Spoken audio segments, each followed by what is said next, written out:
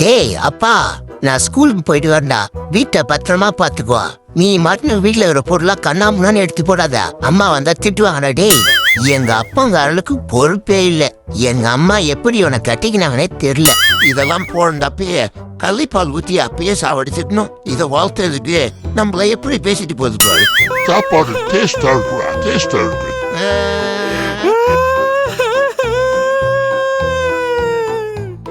டே அப்பா, என் சாப்பாடெல்லாம் அந்த கரடியோட பையன் சாப்பிட்டாண்டாடி. நம்ம கிட்ட மட்டும்தான் வீரம் சூரம் மாதிரி பேசுவான். டேய் அப்பா, அங்க நல்லா முளைவிட்டுக்கிற. வாடா டேய், வந்து கேள்றா வாடா. டேய் கருப்பு காத்து கரடியே, ஏன்டா என் பையனோட சாப்பாடு உன் பையன் புரிகிட்டுனா?